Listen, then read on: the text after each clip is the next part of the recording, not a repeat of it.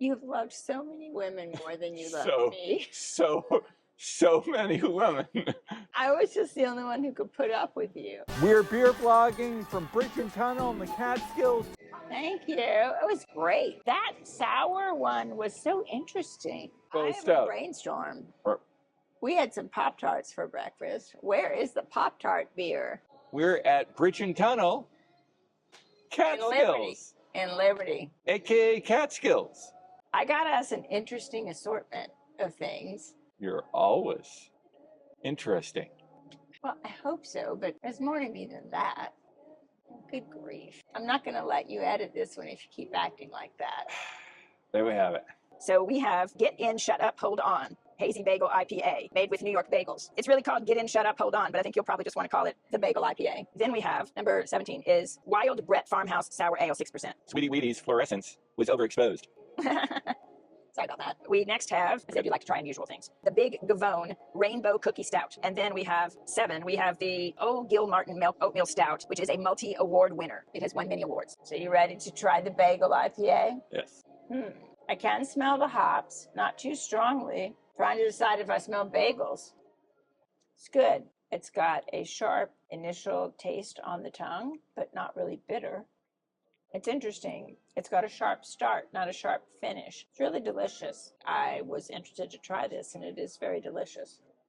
Very refreshing, sparkly, I guess made with New York bagels. Get In, Shut Up, Hold On, Hazy Bagel IPA at Bridge and Tunnel. Bagel beer. Sweetie Wheatie, yes. I most enjoyed that. I would say we are New Yorkers in the land of H&H Bagel. So we very much loved coming to the Catskills to Bridge and Tunnel, where I would say that is so good that normally I might want a kegger of it, but I just want a baker's dozen. I have such fond memories of stopping at midnight at H&H Bagels, right off the West Side Highway. Thanks to celebrity photographer Terry DeRoy Gruber. Always go on the way out from fixing Terry DeRoy Gruber's computer. You know what I want to know? If that's made with real New York City bagels, I want to know where those real New York City bagels came from now that there's no H&H Bagels. Maybe H&H Bagels had lots of overstock. Maybe he can fill us in where the real New York City bagels are now. I want to know. All right, are you ready for some Farmhouse Sour? Wild Brett. Wild is when they use natural wild methods of getting it to start to ferment. So Wild Brett Farmhouse Ale. Does smell like a sour. It smells nice though. It is quite sour. It's not very effervescent. It's refreshing. It's not too sour. It's got an interesting flavor. It's hard for me to describe exactly what that interesting flavor is, but it's interesting. It's not too sour at all. I like it, actually, which is, as you know, kind of unusual. I could almost see drinking a whole one of these. Wild Brett Farmhouse Sour at Bridge and Tunnel.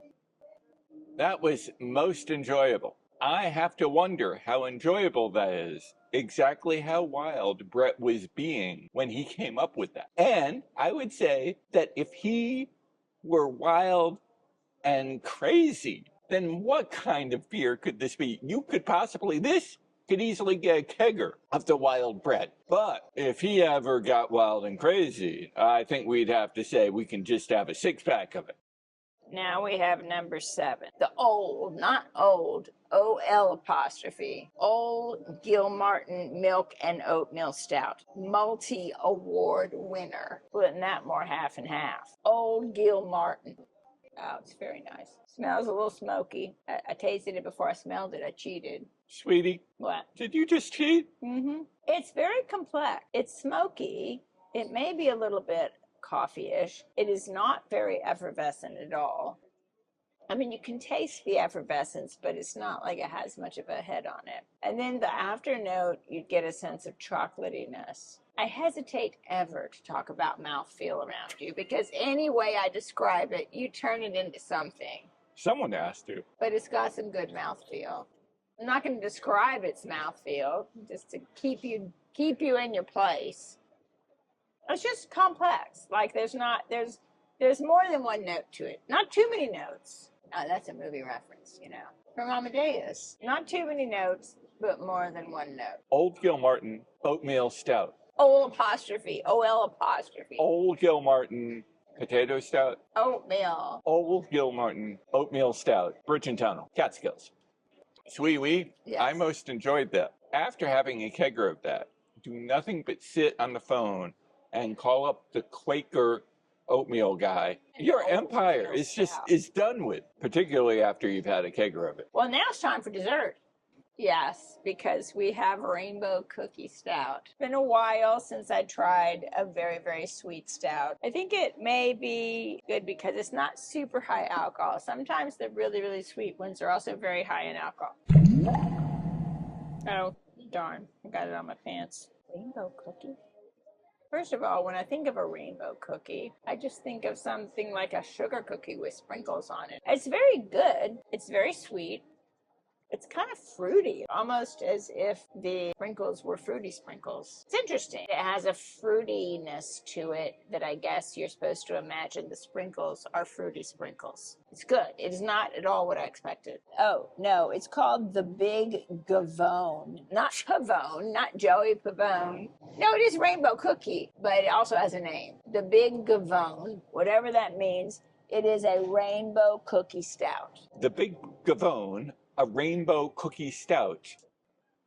I most enjoyed that. Maybe the Big Gavone is a relation to Uncle Pavone, who is a dear friend of ours from many, many moons ago. I bet he might like a rainbow stout. And I would say that every once in a while, one needs a lot more rainbow and cookies in their beer. There are a lot of people who try to do the homebrew thing. We have the Captain Kelly friend. But I think maybe you can catch the wild cookies. And if you catch the wild cookies carefully enough, they will crumble. But then it really is, once you have all the crushed, crumbled cookies that you've caught out in the wild and you've shoved them in your beer making machine, then when you just want to, collapse in exhaustion, then you have to go and hunt down a rainbow. Wow. And you have to wrangle a rainbow and put it in there. This might be a record.